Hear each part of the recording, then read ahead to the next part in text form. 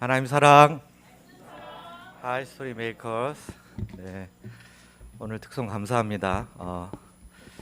그냥 뒤에서 들으니까 얼굴이 안 보이니까 10대 소녀들이 부르는 줄 알았습니다. 네, 너무 젊고 발랄한 자유로운 기운이 느껴지는 특송 감사합니다. 시작하기에 앞서서 지금 저희 마콜의 자리가 이렇게 앉아 계시면 신성진 목자님께서 마음의 상처를 받으실 수가 있어요. 좀 앞으로 가운데로 좀 잠깐 자리를 좀 모아주시면 감사하겠습니다. 예, 앞쪽 가운데로 여기 좀 중간에 비어 있는데요.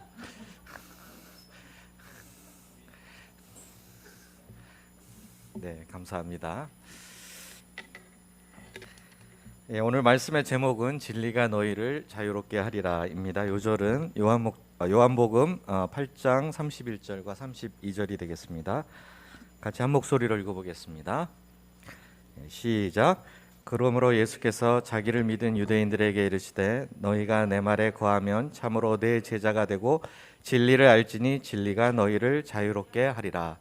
기도하겠습니다. 하나님 아버지, 이 시간 주의 성령께서 친히 저희 마음 가운데 역사하여 주셔서 이 말씀을 깨닫게 하여 주시고 저의 단단하고 굳어진 마음을 부드럽게 하셔서 말씀이 저희 마음에 깊이 새겨지게 하여 주시기를 간절히 기도합니다.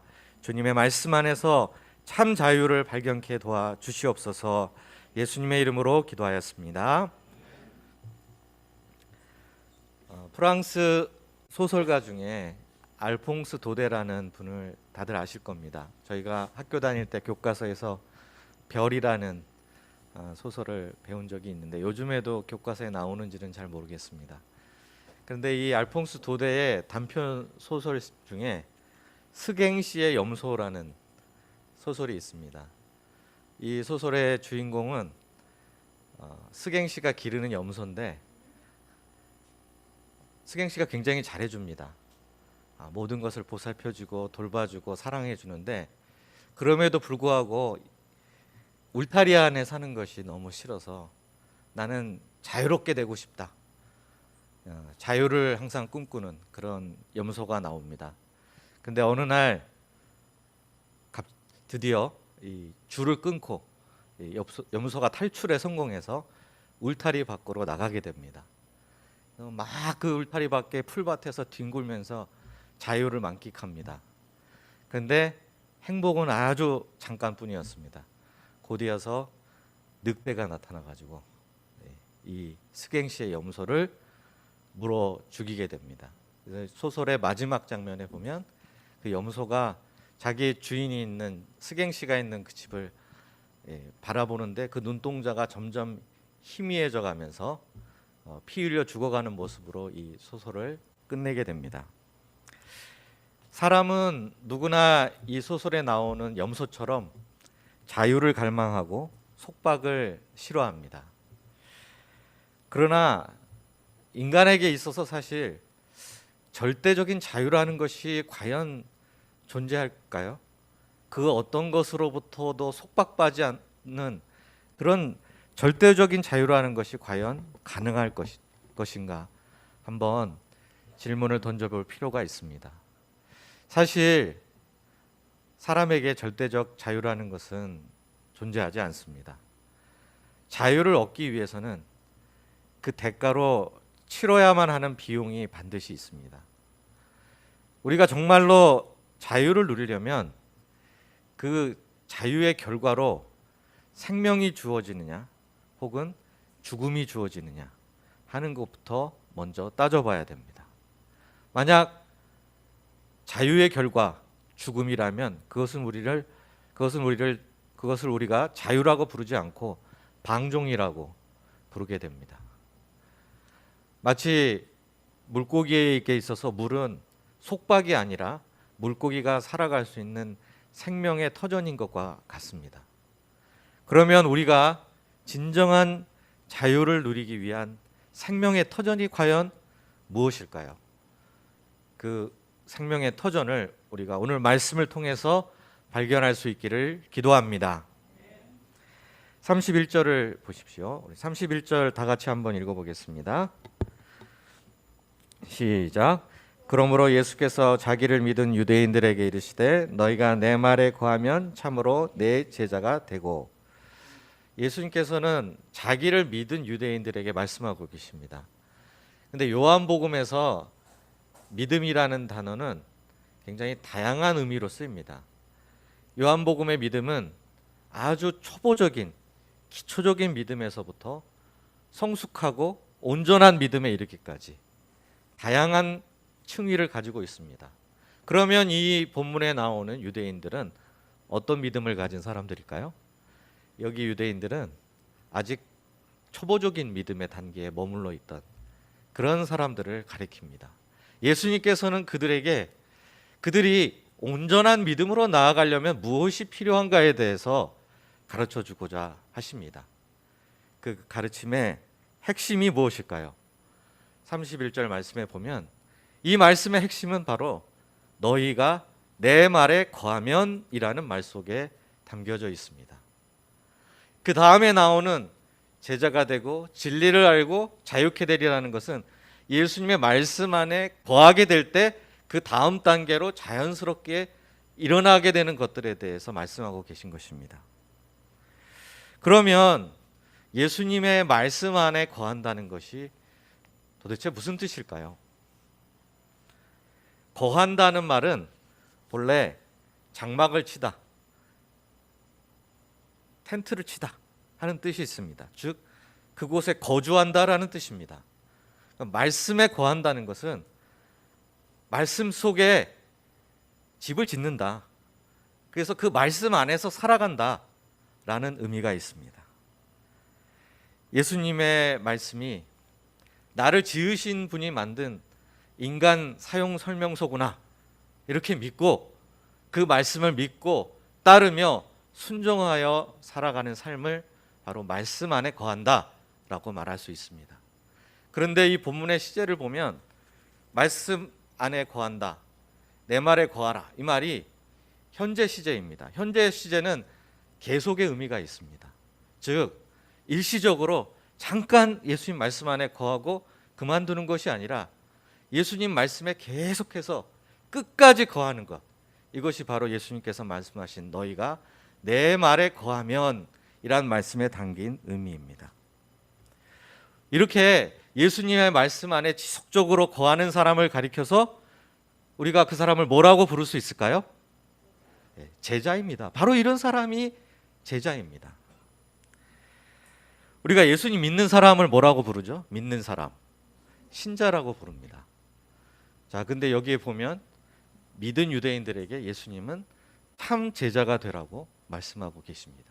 이것을 보면 신자가 되는 것과 예수님 제자가 되는 것이 결코 분리될 수 없다는 사실을 잘 배우게 됩니다. 그런데 어떤 사람들은 신자와 제자를 분리시키려는 사람들이 있습니다.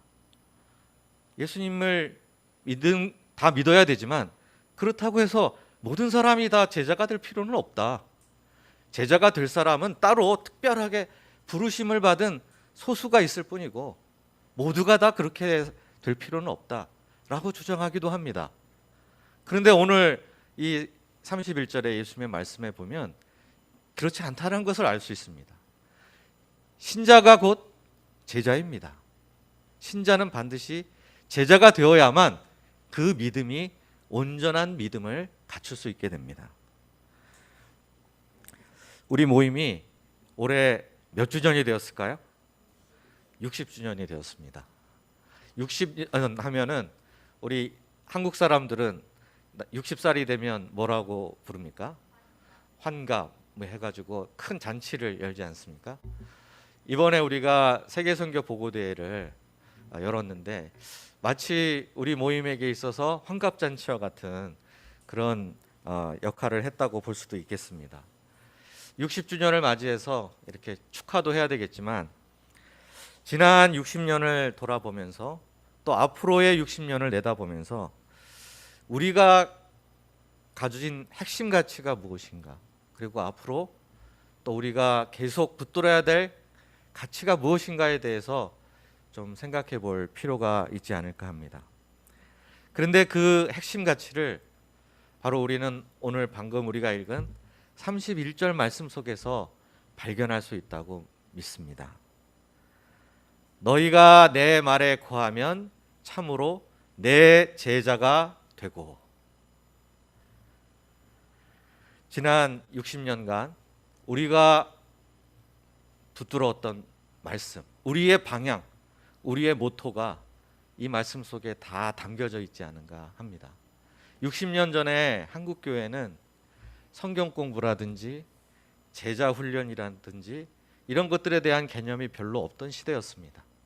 그런데 우리는 처음부터 성경 공부와 제자 양성이라는 분명한 두 가지 기둥을 가지고 시작을 했습니다. 그런데 지금은 어떻습니까? 한국 교회 안에 성경 공부 모임, 또 제자 훈련, 제자 양성 프로그램이 많이 생겨났습니다.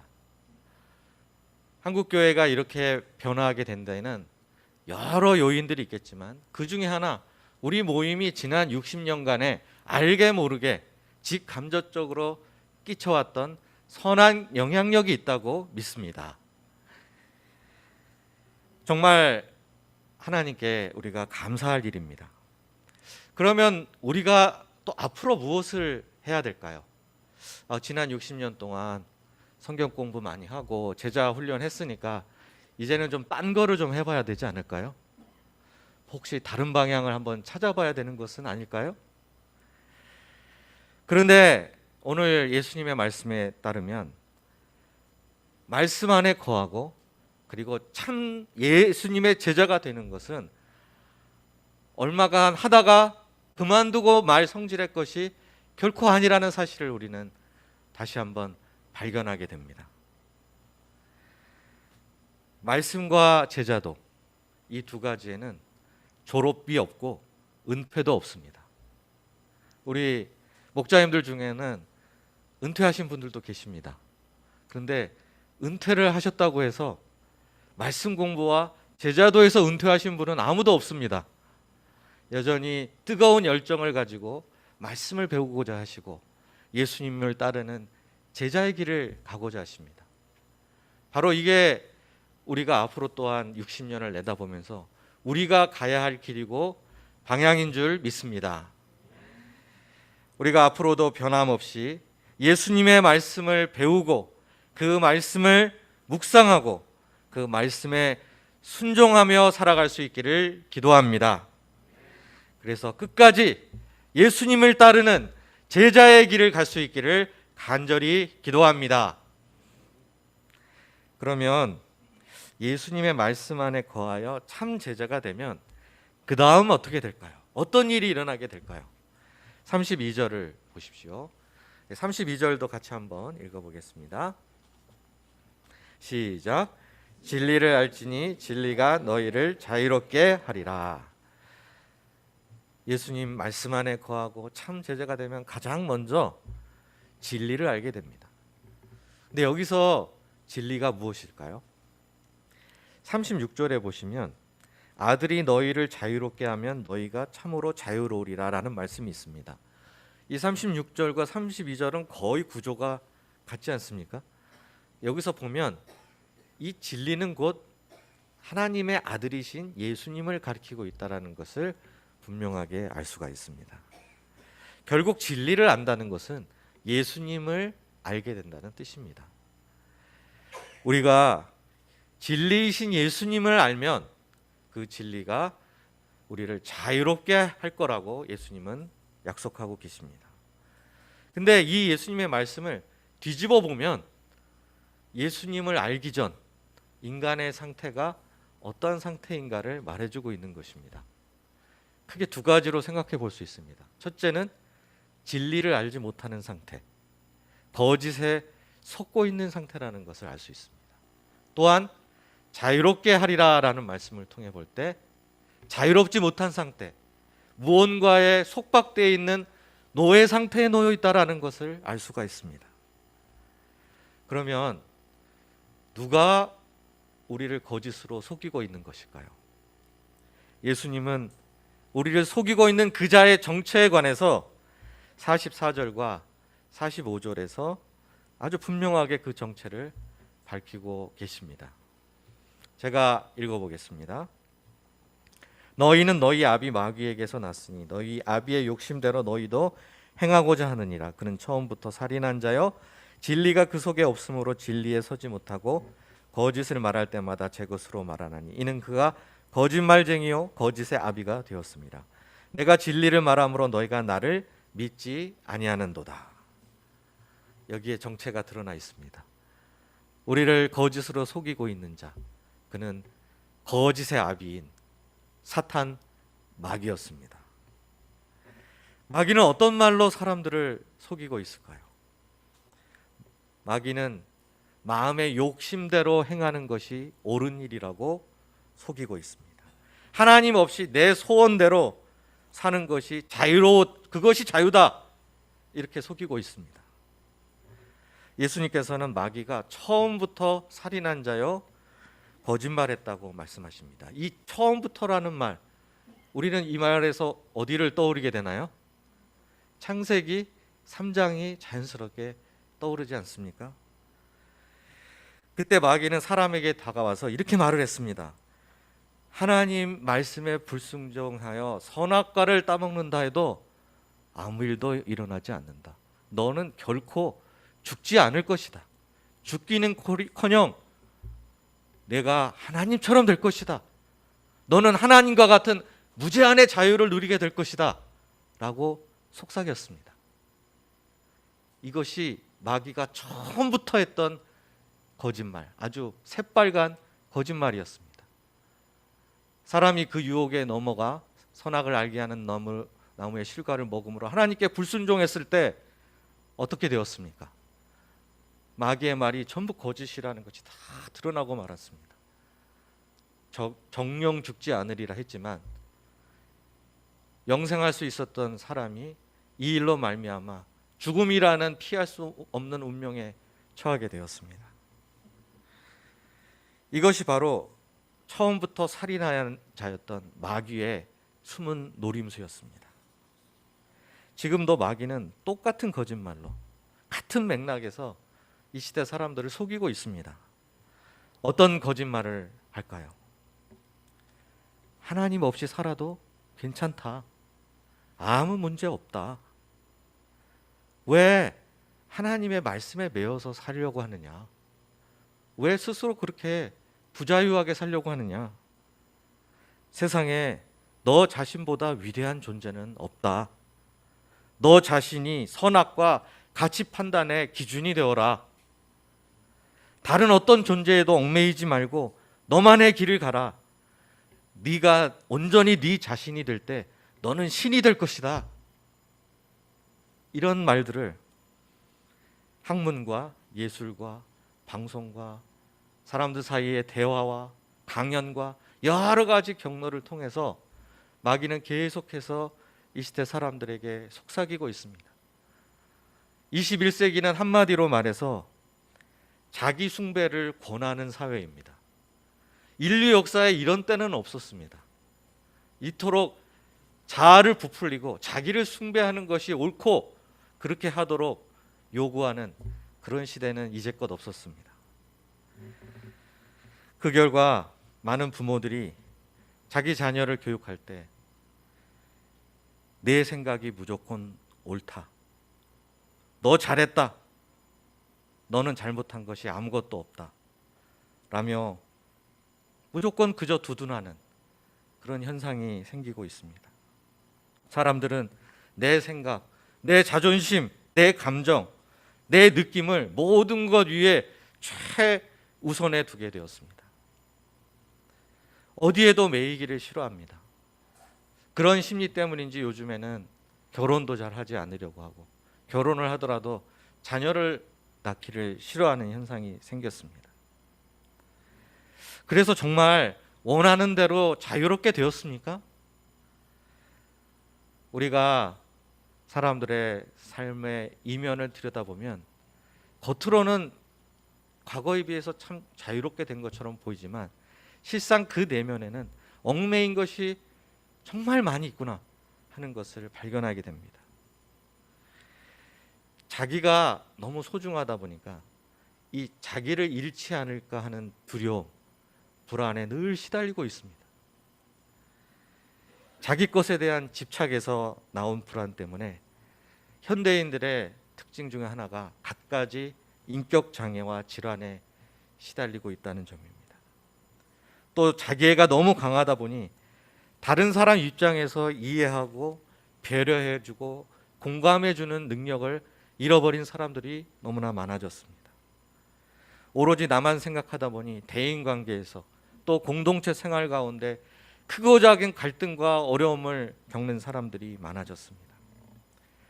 최근 우리 사회에는 아들이 어머니를 살해하고 엄마가 딸을 죽이고 아내가 남편을 죽이는 끔찍한 사건들이 연이어서 터졌습니다. 더 충격적인 사실은 과거에도 이런 유사한 범죄가 있었지만 그래도 그때는 적어도 내가 잘못했다, 국민 여러분께 죄송합니다, 머리를 숙이고 사과하고 조아리는 그런 모습이라도 있었습니다.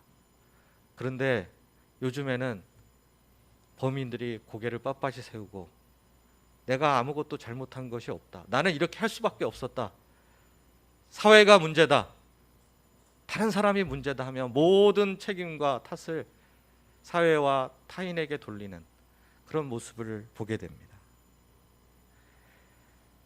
이런 모습들은 자기 우상화, 자기 신격화가 어떠한 괴물들을 낳게 되는가 하는 것을 우리에게 보여주고 있습니다.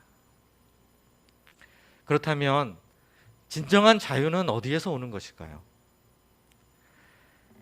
예수님은 자유롭게 하리라 라는 이 32절의 말씀을 31절에 시작된 너희가 내 말에 거하면 이라는 말과 함께 시작하셨습니다.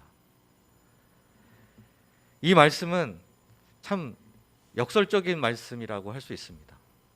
사람들은 흔히 아무 것에도 매이지 않아야 그 매이지 않는 것이 곧 자유다, 이렇게 생각하는 경향이 있습니다.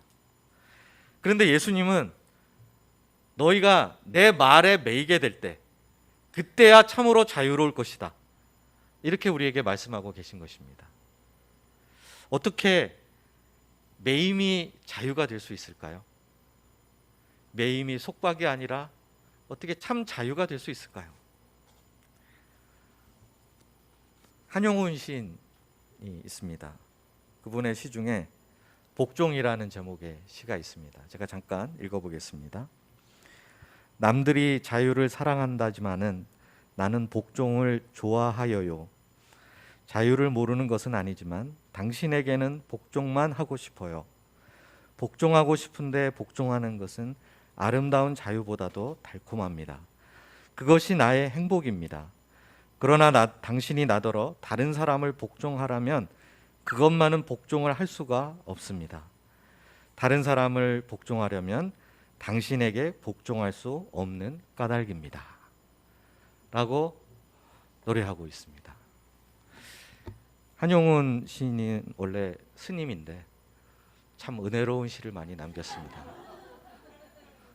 당신 혹은 님을 예수님, 하나님으로 이렇게 바꿔서 읽으면 굉장히 감동이 있습니다.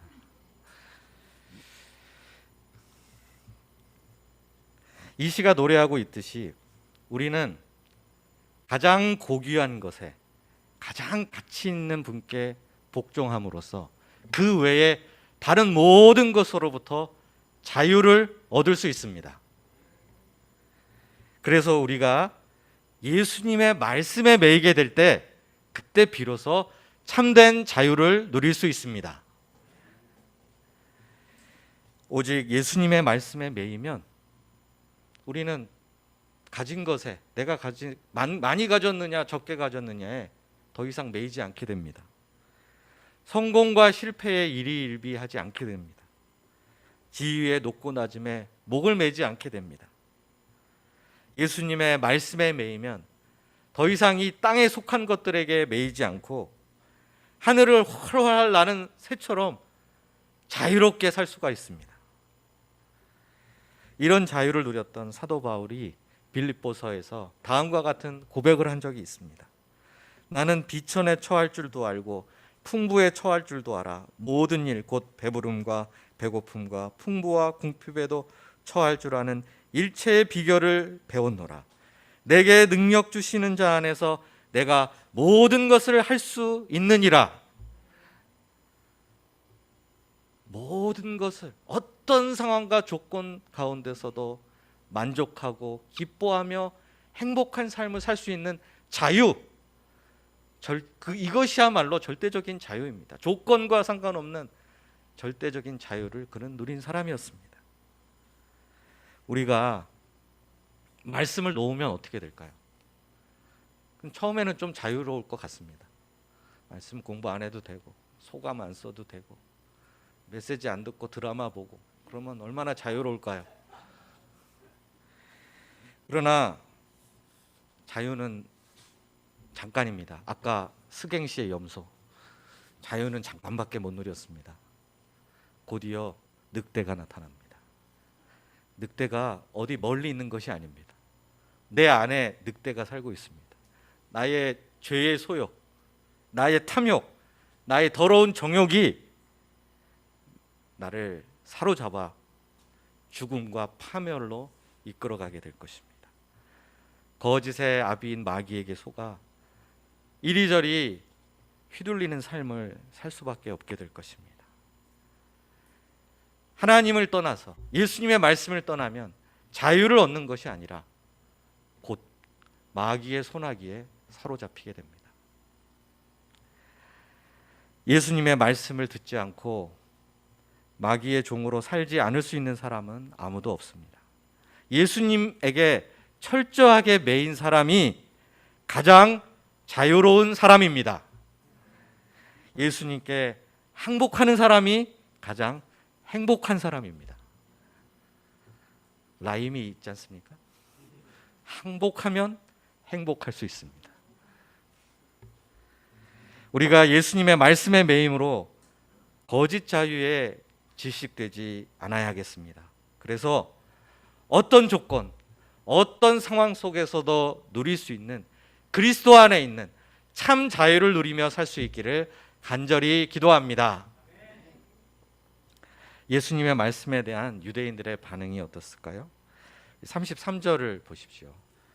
33절 같이 한번 읽어보겠습니다. 시작. 그들이 대답하되 우리가 아브라함의 자손이라 남의 종이 된 적이 없거늘 어찌하여 우리가 자유롭게 되리라 하느냐. 유대인들은 우리가 남의 종이 된 적이 없는데 뭐 우리를 자유롭게 한다냐 하는 말이냐 하면서 즉시 반발을 했습니다. 근데 이 말이 맞나요? 사실 유대인들이 남의 종이 되었던 적이 한두 번이 아닙니다. 애굽의 노예 생활을 한 적이 있고, 그 다음에 바벨론의 포로로 끌려갔었고, 페르시아 제국과 헬라 제국 하에서 피지배 민족으로 오랫동안 살았습니다. 그리고 지금은 어떻습니까? 지금은 로마의 식민지, 사실상 종된 상태에 놓여 있습니다. 하지만 그들은 비록 우리가 정치적으로는 예속되어질지라도 우리 영혼은 늘 자유로웠다. 우리는 아브라함의 자손으로서 영혼의 자유를 지키며 살아왔다는 그런 아주 강한 자부심이 있었습니다. 과연 그들의 말처럼 그들은 자유로운 아브라함의 자손의 삶을 살아왔고 지금도 그러한 삶을 살고 있을까요? 그것이 진실일까요? 34절을 보십시오. 34절도 함께 읽어보겠습니다. 시작. 예수께서 대답하시되 진실로 진실로 너에게 이르노니 죄를 범하는 자마다 죄의 종이다. 죄를 범하는 자마다 죄의 종이다 라고 말씀하셨습니다. 왜 죄를 범하면 죄의 종이 될까요? 크게 두 가지 측면에서 생각해 볼 수 있습니다. 첫째는 죄에 대한 책임을 스스로 감당할 수 없기 때문입니다. 성경은 죄를 종종 채무, 빚에 많이 비유합니다. 우리가 빚을 너무 많이 지게 되면 어떻게 됩니까? 어느 순간 우리가 도저히 그 빚을 갚을 수 없는 상황, 파산의 상태에 이르게 될 수밖에 없습니다. 근데 죄를 범한 인간의 상태가 바로 이와 같다는 것입니다. 심각하고 무거운 죄를 그것도 반복해서 지었기 때문에 더 이상 우리는 이 죄에 대한 책임을 감당할 수 없는 지경에 이르게 되었습니다. 영원히 죄의 사슬에서 벗어날 수 없는 상황이 되었습니다. 둘째는 죄를 범하는 것을 도저히 멈출 수 없기 때문입니다. 더 이상 죄에 대한 책임을 감당할 수 없다면 이제부터라도 죄 짓는 것을 멈춰야 되지 않겠습니까? 그런데 멈출 수가 없습니다. 왜냐하면 사람 안에 있는 죄성, 이 죄의 본성이 너무나 강력하기 때문에 죄 짓는 것을 멈추고자 해도 우리 스스로의 힘으로 죄 짓는 것을 도저히 멈출 수가 없습니다. 죄가 습관이 되고 제2의 천성이 되었기 때문입니다. 그래서 계속해서 죄에 노예된 상태로 살아갈 수밖에 없습니다. 이렇게 죄의 종이 된 자는 영원한 하나님 나라에 들어갈 수가 없게 됩니다. 그러면 이 문제를 어떻게 해야 되겠습니까? 누가 우리를 죄의 종된 상태에서 건져줄 수 있을까요? 그래서 바로 하나님의 아들이신 예수님께서 이 세상에 오셨습니다. 예수님이 오신 목적은 죄의 종된 우리를 자유롭게 하시기 위해서입니다. 예수님은 그럼 어떻게 우리를 죄로부터 자유롭게 하십니까? 첫째로 우리를 대신하여 죄의 대가를 지불하심으로 우리를 자유롭게 하십니다. 죄의 대가는 저주와 죽음입니다. 예수님은 십자가에서 우리를 대신하여 저주를 받으시고 죽임을 당하셨습니다. 마치 1만 달란트 빚졌던 사람의 모든 채무를 한 번에 다 탕감해 주는 것과 같습니다. 그래서 우리는 이 무거운 죄의 저주로부터, 죄의 책임으로부터 비로소 자유롭게 되었습니다. 둘째는 예수님은 우리에게 죄를 이길 수 있는 능력과 원천을 주십니다. 예수님이 우리에게 주신 죄를 이길 수 있는 능력이 무엇일까요? 예수님의 말씀, 바로 너희가 내 말에 거하면 이라고 하신 이 말씀에 역시 또 키가 있습니다. 말씀 안에 거할 때 죄의 유혹을 물리칠 수 있습니다. 말씀 안에 거하면 어떤 일이 생깁니까? 우리가 말씀을 묵상하고 말씀 안에 계속 거하면 내 안에 거룩한 소원, 거룩한 열망이 자꾸 생겨납니다.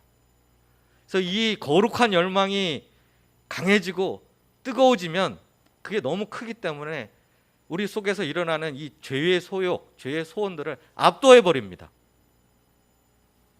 마치 맞불을 놓는 것과 같습니다. 막 불이 났는데 그 옆에 더 큰 불을 만들면 그 큰 불이 산소를 다 가져가는 바람에 정작 원래 났던 불이 확 꺼지는 것처럼 말씀 안에 거하면서 거룩한 열망을 갖게 될 때 그 열망이 죄의 소욕들을 한 번에 다 꺼트려 버리게 됩니다. 그래서 죄를 이길 수 있는 능력을 얻게 되고 죄와의 싸움에서 승리하는 삶을 살 수 있게 됩니다. 그래서 정말 말씀 안에 거하고 있다면, 내가 정말 말씀 안에 있다면 내 하고 싶은 대로 다 해도 됩니다. 왜냐하면 내가 하고 싶은 게 거룩한 열망이기 때문에 하고 싶은 대로 마음껏 다 해도 아무런 문제가 되지 않습니다. 이것이 진정한 자유입니다. 이것이 바로 죄로부터의 자유입니다. 인류 역사에 보면 근데 자유라는 게 거저 주어진 적은 단 한 번도 없었습니다.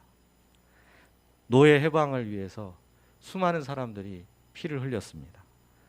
또 일제로부터 일제의 식민 지배로부터 우리나라가 벗어나기 위해서 우리 독립투사들이 또 많은 피를 흘렸습니다. 우리가 현재 누리고 있는 이 죄로부터의 자유, 이건 역시 거저 주어진 것은 아닙니다.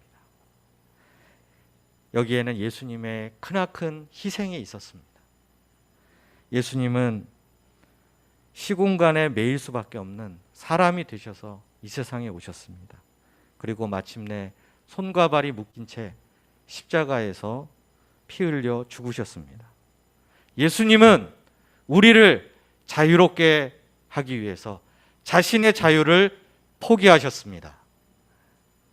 우리를 죄로부터 자유케 하신 가장 위대한 해방자, 구원자이신 예수님께 감사와 찬양을 드립니다. 37절을 보십시오. 37절 또 함께 읽겠습니다. 시작. 나도 너희가 아브라함의 자손인 줄 아노라. 그러나 내 말이 너희 안에 있을 곳이 없으므로 나를 죽이려 하는도다. 예수님은 유대인들이 혈통적으로는 아브라함의 자손이 맞다고 인정하셨습니다. 그런데 예수님의 말씀의 뉘앙스는 혈통적으로는 아브라함의 자손이 맞지만 진정 아브라함의 자손은 결코 될 수가 없다라고 말씀하고 계십니다. 그 이유가 무엇일까요? 첫째로 말씀에 대한 그들의 태도 때문입니다. 창세기에 보면 아브라함 어떻습니까? 실수와 허물이 좀 많지 않습니까? 자꾸 아내를 누이라고 속이고 좀 새가슴이에요. 그런데 아브라함이 위대한 점은 하나님이 뭐라고 말씀하시면 그냥 단순하게 그 말씀을 항상 영접한다는 것입니다. 조금 전까지 아무리 힘들었어도 무뼈를 셀 수 있나 보라. 딱 이 한마디 하시면 아멘, 내 자손이 이와 같을 줄 믿습니다 하고 말씀을 영접했습니다. 이게 아브라함입니다. 그러면 아브라함의 자손이면 어떻게 해야 될까요? 예수님의 말씀에 대해서 예수님의 말씀을 깊이 영접하고 단순하게 믿어야, 그래야 아브라함의 자손답다라고 말할 수 있지 않을까요? 그런데 그들은 예수님의 말씀을 영접하기는커녕 하나님의 말씀을 증거하고 계신 예수님을 죽이려 하고 있습니다. 이런데 어떻게 그들이 아브라함의 자손이라고 부를 수 있겠습니까? 예수님은 이렇게 된 근본 원인이 내 말이 너희 안에 있을 곳이 없기 때문이다 라고 말씀하십니다. 말씀이 들어갈 곳이 없다. 그게 뭐 그렇게 큰 문제인가 생각할 수도 있습니다. 그러나 말씀이 들어가지 않으니까 결국에는 이 유대인들은 예수님을 죽이고자 하는 복음의 원수, 하나님의 원수까지 되고 말았습니다. 이를 볼 때 말씀을 영접하지 않는 것이 얼마나 무서운 결과를 초래할 수 있는가 우리는 경고를 받게 됩니다. 39절을 보십시오. 아브라함의 자손이라 부를 수 없는 둘째 이유에 대해서 말씀해 주고 계십니다. 39절 같이 한번 읽어보겠습니다. 시작. 대답하여 이르되 우리 아버지는 아브라함이라 하니 예수께서 이르시되 너희가 아브라함의 자손이면 아브라함이 행한 일들을 할 것이거늘. 예수님이 말씀하시는 두 번째 이유는 그들의 행함 때문입니다. 예수님은 아브라함의 자손이라면 아브라함처럼 행해야 될 것이 아니냐라고 말씀하고 계십니다. 창세기에 아브라함 한 일이 참 많습니다. 조카 롯을 혈혈단신으로 쫓아가서 구출해내는 영웅적인 일을 해냈습니다. 또 멜기세덱을 만나서 11조를 바친 일도 큰 일입니다. 그런데 다 훌륭한데 근데 성경이 아브라함이 행한 일 중에서 특별히 주목하는 일, 관심을 가지고 있는 일은 따로 있습니다. 크게 보면 두 가지라고 할 수 있는데, 첫째는 아브라함이 부르심을 받았을 때 본토 친척 아비집을 떠나서 하나님께서 지시한 땅으로 두말 없이 순종하여 나갔다는 사실, 이 사실을 중요하게 보고 있습니다. 이것이 아브라함의 신앙 여정의 출발점이었습니다. 그리고 아브라함의 인생에서 그 믿음의 여정에서 절정이자 최종 관문이 무엇이었습니까? 독자 이삭을 하나님의 말씀에 순종하여 모리아 산에서 바치려고 했던 그 사건입니다. 그러니까 아브라함의 인생은 순종에서 시작해서 순종으로 끝났다라고 해도 과언이 아닙니다. 만약 지금 아브라함이 예수님과 유대인들이 대화하고 있는 이 자리에 있었다면 그때 아브라함은 무엇을 했을까요? 늘 그랬듯이 예수님의 말씀에 순종했을 것입니다. 예수님의 말씀을 따라 살고자 했을 것입니다. 그런데 지금 유대인들은 전혀 그렇지 않습니다. 이러고도 그들을 아브라함의 자손이라 부를 수 있겠습니까? 우리에게는 어떤 자부심이 있나요? 우리 비록 혈통적으로는 아브라함과 피 한 방울 섞인 게 없어도 그래도 우리는 영적으로는 아브라함의 자손이다 하는 그런 자부심이 있지 않습니까? 또 그뿐만이 아닙니다. 우리는 하나님의 자녀다. 예수님의 제자다. 우리는 성도다. 천국의 시민이다 하는 자부심이 있습니다. 더 나아가서 우리 모임에는 우리는 제사장 나라 거룩한 백성이다 하는 자부심, 양들의 목자다 하는 자부심이 있습니다. 이런 자부심과 명분을 지키는 일은 정말 중요하고도 아름다운 일입니다. 그런데 문제는 이런 자부심만 남고 실질적인 내용이 사라진다면 그러면 그건 정말 심각한 일입니다. 오늘 말씀에 나오는 유대인들하고 별반 다를 바 없는 사람으로 전락하고 마는 것입니다. 그런데 오늘 말씀 중에 예수님께서 그들에게 하신 말씀 중에 내 말이 너희 안에 있을 곳이 없다 라고 하신 이 말씀이 참 마음을 저리게 합니다. 이 말씀을 하시는 이 예수님의 톤이 우리 귀에 들릴 수는 없지만 분명히 예수님은 이 말씀하실 때 서글픈 심정으로 안타까운 심정으로 말씀하셨을 것 같습니다. 그 느낌이 고스란히 전해져 오는 듯합니다. 예수님의 탄식 소리, 한숨 소리가 귓가에서 맴도는 것 같습니다. 내 말이 너희 안에 있을 곳이 없구나. 시인과 촌장이 부른 가시나무라는 노래가 있죠. 그 노래 가사 중에 이런 가사가 있습니다. 내 속엔 내가 너무도 많아 당신의 쉴 곳 없네. 내 속엔 헛된 바람들로 당신의 편할 곳 없네. 제가 이 노래를 작사한 하덕규 씨를 하덕규 교수님인데 지금 그분에게 직접 강의를 들은 적이 있습니다. 하덕규 교수님이 이 가사의 의미를 본인이 직접 설명해 주셨습니다. 내 속에 내가 너무도 많다 할 때 이 나는 내 계획, 내 생각, 내 욕심 이런 나의 것들로 가득 찬 자기 마음을 표현한 것이라고 했습니다. 그리고 이 노래 속에 당신은 예수님을 가리킨다고 말씀하시면서 내 속에 내가 너무도 많아서 예수님께서 들어올 자리가 없음을 보고 회개하는 심정으로 쓴 노래가 바로 이 노래라고 했습니다. 정말 내 속에는 내가 너무도 많은 것 같습니다. 내 생각, 내 욕심, 내 계획, 내 기준 온갖 나의 것들로 가득 차 있습니다. 그래서 예수님의 말씀이 들어와 편히 거할 곳이 없습니다.